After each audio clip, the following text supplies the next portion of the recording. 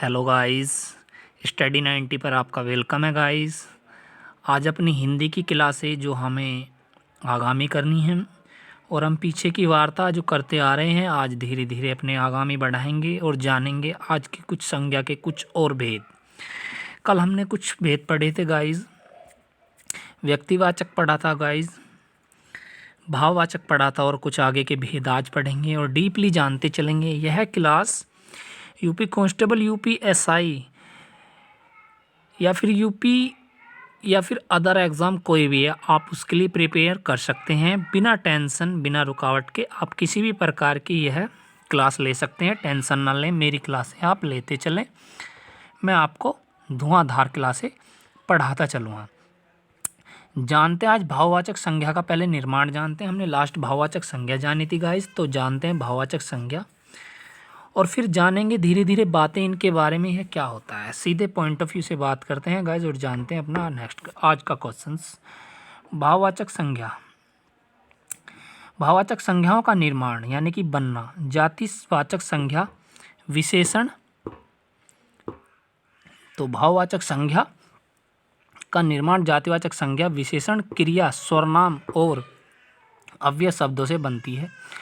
भाववाचक संज्ञा बनाते समय शब्दों के अंत में जैसे बुराई, क्या है, बुराई, आई हो गया, बुढ़ापा, बुढ़ापा, बुढ़ापा होगा बेटा, पन लगता है, तत्व लगता है, ता लगता है। ये कुछ इस तरह की पहचान है कि जब आप भाववाचक संज्ञा बनाएंगे ना किसी भी शब्द के अंदर, तो लास्ट में आखिर यानी कि अंत में उस शब्द के अंत में आपको ये कुछ देखने को मिलेंगे। तो ऐसे जातिवाचक संज्ञा का निर्माण होता है। अब जानते हैं जातिवाचक संज्ञा से भाववाचक संज्ञा बनाना कैसे बनती है। जातिवाचक, पहले जाति, जाति एक स्त्री है।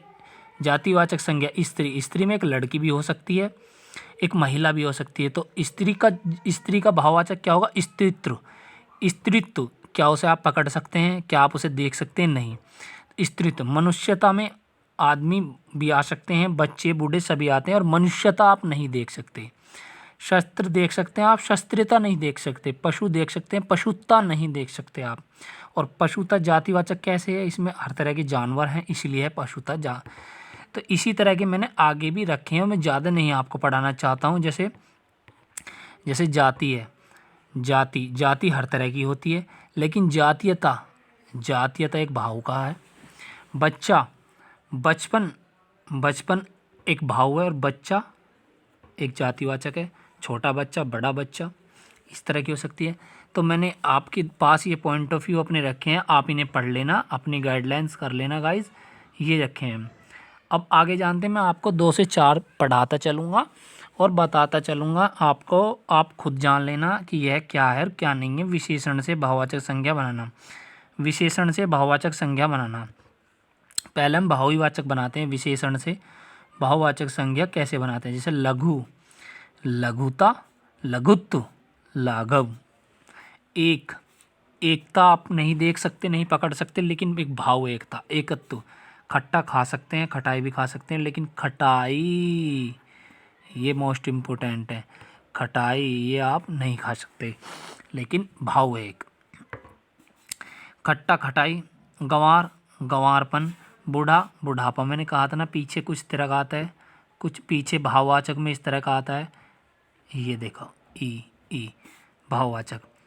ठीक है गाइस, तो ये बात है। मैं आपको ज़्यादा आपका समय वेस्ट नहीं करूँगा बिल्कुल भी। ठीक है गाइस, जो मैन होगा मैं उसे बताता चलूँगा, बाकी इधर विशेषण है और इधर है भाववाचक। आप खुद ही जान लेंगे कि भैया ने क्या बताया था। जैसे एक क्वेश्चन है, देखो, भावुक, भावुक विशेषण है, एक भावुक विशेषण है। और भावुकता यह आपको भाववाचक संज्ञा मिलेगा। ता, ई, ता, नी, कुछ इस तरह के शब्द मिलेंगे, मैंने बताया ना, कुछ इस तरह के शब्द आपको बताते हैं। क्रिया से भाववाचक बने, क्रिया, क्रिया में चलना, जीतना। पहले मैं बता दूं, क्रिया में कुछ इस तरह का प्रयोग होता है, ना, इस तरह का प्रयोग ज़्यादा होता है आखिर में। अब जैसे ये देख लीजिए, अब खोजना, खोजने से क्या बनता है, खोजना एक क्रिया है, क्रिया नाम धातु है। अब इससे आप भाववाचक बनेंगे। भाववाचक किस तरह बनाएंगे? खोज, खोज को आप पकड़ सकते हैं। आप सबसे पहले ये देख लीजिए भाववाचक को, भाव को क्या आप पकड़ सकते हैं, बस आप यही मान लीजिए। जीत को क्या आप पकड़ सकते हैं? नहीं। लड़ाई को क्या आप पकड़ सकते हैं? नहीं, कुछ नहीं कर सकते। तो इसलिए भाववाचक संज्ञा को तो आप आराम से देख लेंगे और आराम से जान लेंगे। ठीक है गाइस, जो कैडी होगी, जैसे मैं आपको बड़ा बता दूं, कोई ठीक सा क्वेश्चन बता दूं। जैसे ये देखो, ये आया आपके सामने, ये आया रंगना, रंगना, रंगाई और रंगत, रंगाई और रंगत, ये क्वेश्चंस आपसे पूछा जाता है। और जैसे मुड़ना और ये मोड़, ये क्वेश्चंस मैंने आपको बता दिए मोड़, और एक ये क्वेश्चन मैन है, इसलिए मैंने आपको बता दिए। ठीक है गाइस, आप मेरी बात को ध्यान से जानते चले। आगे जानते हैं। चढ़ना चढ़ाई मैंने आपको ये बता दिया है अभी हम पीछे पढ़ करके आ रहे हैं। चमकना, जुड़ना, बचना, और इसमें कोई इंपॉर्टेंट होगा तो मैं आपको बताता चलूँगा। जैसे इंपॉर्टेंट देखना चाहते हैं आप, जैसे ये रहा एक ही क्वेश्चन, दो क्वेश्चन ये रहे, बहना, बहना, और ये भाव क्या है? ये भाव है। जैसे कूदना, कूद, एक ये क्वेश्चंस। तो आप ये क्वेश्चंस बनाते चलेंगे। अब संज्ञा से विशेषण बनाना, संज्ञा से विशेषण बनाना। संज्ञा है अंत, विशेषण होगा अंतिम, अत्यंत। संज्ञा है अवश्य, आवश्यक। संज्ञा है इच्छा, ऐच्छिक। संज्ञा है ईश्वर, तो आप बनेंगे ऐश्वर्य। ये कुछ इस तरह के हैं जो मैंने आपको बताए हैं, तो आप जानते चलेंगे। जैसे तेल, तेल एक संज्ञा नाम दिया है, संज्ञा में तेल है, तो तेलहा, ये क्वेश्चन आएगा। दान का दानी हो जाएगा, दया का दयालु हो जाएगा। तो इस तरह के कुछ क्वेश्चन है जो मैं आपको बताता चलूँगा और आप उन पर ध्यान रखते चलिए। जैसे घमंड, घमंडी, और एक चुनाव का चुनिंदा और चुनावी। तो ये क्वेश्चंस भी आपके महत्वपूर्ण हैं। और मैंने पूरी पीडीएफ दे लिया, आप इसे पीडीएफ को पूरी को आप डाउनलोड कर लेना आप यहीं से। ठीक है, अगर कोई दिक्कत आए, जैसे एक क्वेश्चन है वैध, इसका होगा वैदिक, व्यापार का हो जाएगा व्यापारिक, और विस्तार का हो जाएगा विस्तृत। ये आप इन पे ध्यान रखते चलेंगे। ठीक है, आगे जानते हैं क्रिया से विशेषण बनाना, ये मैं आपको बता ही चुका हूँ। ठीक है, जो मेन बातें हैं वो आपको मैं बताते चल रहा हूँ। स्वर नाम से विशेषण बनाना, स्वर नाम जैसे अपना से भाववाचक बनाने के लिए अपनापन मैंने बताया ना, आखिर में क्या आएगा? नाव, अपन, तत्व, जिता, तत्व, कार, इस तरह के ही क्वेश्चन आएंगे। तो आप ज़्यादा टेंशन न लो। जैसे क्रिया से, क्रिया विशेषण से भाववाचक बनाना, तो आप भाववाचक देख लो। क्रिया विशेषण से कैसे भाववाचक बनते हैं, क्या बनते हैं? क्रिया विशेषण से भाववाचक। आगे चलते हैं। जैसे मंद, मंदी, दूर का दूरी, तीव्रता का तीव्रता, शीघ्र, शीघ्रता इत्यादि। क्वेश्चन जानते हैं अव्यय से भाववाचक बनाना। अव्यय एक शब्द होता है किसी भी भाव का, किसी भी चीज़ का एक शब्द होता है। परस्पर, प्राश्रय, ये क्वेश्चंस को आप ध्यान से लगाते चलेंगे, बिल्कुल ध्यान लगाते चलेंगे। ठीक है, जो मैं आपको बता रहा हूँ ये आप ध्यान लगाते चलेंगे, कभी आप ये कहें कि फिर ये बताया नहीं। जैसे निकट, निकट, तो इसका होगा नेक्टिय, क्या होगा? नेक्टिय। जैसे है ये क्वेश्चन धिक्क, तो इसका हो जाएगा धिकार। और एक है शीघ्रता। ये क्वेश्चंस आपको मैं बता रहा हूँ, ये क्वेश्चन मेन है, तो इन क्वेश्चंस पे आप ध्यान रखते चलें। ठीक है, इस आगे चलते हैं। समूहवाचक संज्ञा, जो हमने चौथा लेक्चर पढ़ा था, क्या पढ़ा था? समूहवाचक संज्ञा। ये क्वेश्चन हमारा हो जाएगा समूहवाचक संज्ञा, तो आप इसे जानेंगे। देन आगे जानते हैं समूहवाचक संज्ञा किसे कहते हैं। जिस संज्ञा शब्द में, जिस संज्ञा शब्द से वस्तु के समूह, समूह यानी कि बहुत सारे का बोध हो, उसे समूहवाचक संज्ञा कहते हैं। आप जानते हैं जैसे व्यक्तियों का समूह, भीड़, जनता, सभा, कक्षा, क्लास को बोलते हैं। वस्तुओं का समूह, गुच्छा, चाबियों का गुच्छा, अंगूर का गुच्छा, कुंज, बहुत सारी जगह, मंडल, गोद, इन्हें क्या बोलते हैं? इन्हें बोलते हैं समूह। अब जानते हैं द्रव्यवाचक संज्ञा, क्या जानते हैं? द्रव्यवाचक संज्ञा जानते हैं। ठीक है गाइस, क्या जानते हैं? द्रव्यवाचक संज्ञा जानते हैं। द्रव्यवाचक संज्ञा कैसे जानते हैं? आओ चलिए जानते हैं, इसे बता दूँ आपको कैसे है ये द्रव्यवाचक संज्ञा। जिस संज्ञा से मापतोल वस्तु का बोध हो उसे द्रव्यवाचक संज्ञा। द्रव्यवाचक संज्ञा में क्या होता है? द्रव्यवाचक संज्ञा में होता है कि आप द्रव का मतलब कोई पदार्थ है, लिक्विड है यानी कि तरल पदार्थ है, पानी के जैसा, तेल के जैसा, कुछ इस तरह का पदार्थ है, उसे माप तोल सकते हैं, उसे द्रव्यवाचक संज्ञा कहते हैं। तो यही बात इसमें लिखी हुई है, तोल व वस्तु का बोध कराए तो द्रव्यवाचक संज्ञा कहते हैं। दूसरे शब्दों में जिन शब्द संज्ञा से किसी वस्तु द्रव पदार्थ का बोध हो उसे इन्हें द्रववाचक संज्ञा, जैसे तांबा, पीतल, चावल, घी, तेल, सोना आदि, इन्हें हम तौल भी सकते हैं, तो इसे द्रववाचक संज्ञा कहते हैं। अब जानते हैं संज्ञाओं का उपयोग। क्या जानते हैं? संज्ञाओं का उपयोग।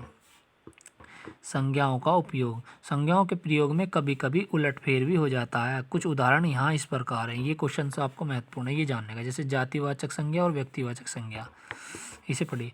कभी कभी जातिवाचक संज्ञाओं का प्रयोग, क्या कभी कभी जातिवाचक संज्ञाओं का प्रयोग व्यक्तिवाचक संज्ञाओं में होता है, ठीक है। जैसे आप देख ही रहे हैं, पुरी से जगन्नाथपुरी हो जाएगा, ठीक है, जाति है। देवी से दुर्गा का, दाऊस में से कृष्ण के भाई बलदेव का, और संत से किसी विक्रम संत का, भारतेंद्र से बाबू हरिश्चंद्र का, और गोस्वामी से, ठीक है गाइस। तो ये हो जाएगा। कभी कभी जातिवाचक संज्ञाओं से का प्रयोग कर व्यक्तिवाचक संज्ञाओं में होता है, ठीक है।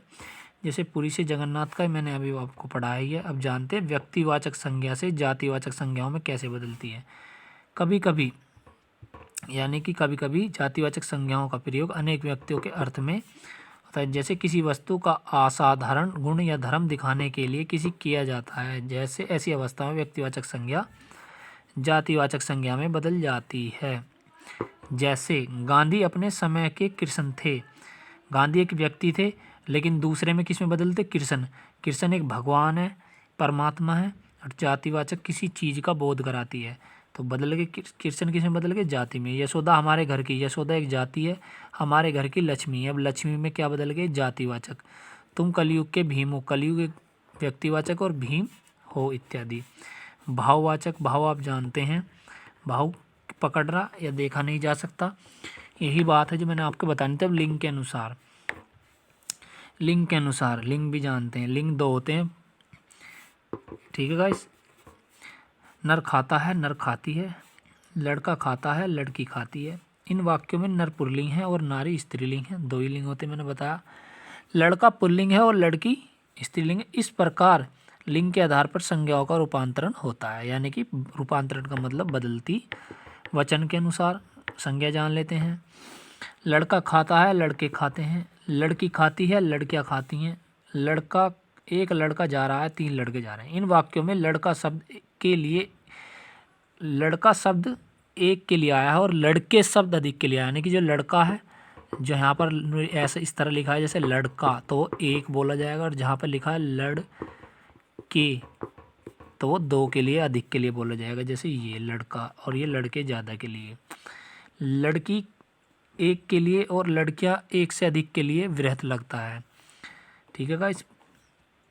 आगे जानते हैं कारक चिन्हों के आधार पर, कारक चिन्हों के आधार पर चिन्ह भी होते हैं, वो भी हम आपको आगे पढ़ाएंगे, लेकिन अभी हम संज्ञा में है तो संज्ञा जानते हैं। लड़का खाना खाता है, लड़के ने खाना खाया, लड़की खाना खाती है, लड़की ने खाना खाया।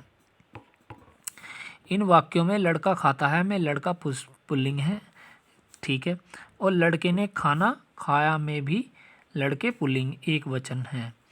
भाई लड़का खाना खाता है, लड़का पुल्लिंग है, लड़का खाना खाता है, खाना भी पुल्लिंग होगा, लड़का भी पुल्लिंग होगा। लड़के बहुत सारे हो गए, ने खाना खाया, तो लड़के पुल्लिंग हो गए और बहुवचन हो गए।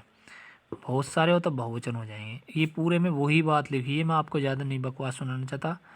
बिना कारक चिन्हों के लड़के खाना खाते हैं, लड़के खाना खाते हैं, तो बहुवचन। लड़के यानी कि बहुत सारे हो गए तो बहुवचन, और लड़का होता तो एक हो जाता एक वचन। लड़कियां खाना खाती हैं यानी कि लड़कियां यहाँ बहुत सारी हो गई थी बहुवचन। आगे चलते हैं, जानते हैं आगे। कारक चिन्हों के साथ लड़कों ने खाना खाया, लड़कियों ने खाना खाया, लड़कों से पूछो, लड़कियों से पूछो। इस प्रकार संज्ञा का रूपांतरण लिंग, वचन और कारक के आधार पर होता है, ठीक है गाइस। तो आज तक की वार्ता हमारी यहाँ तक ही थी, जो हमने आज पढ़ा। आज हमने कुछ महत्वपूर्ण बातें जो थी वो हमने जानी, और कल हम जानेंगे आगे की वार्ता, ठीक है गाइस। तो आज जो भी है वो हम करते हैं, ठीक है। तो जय हिंद, जय भारत, जय स्टडी। तो थैंक यू।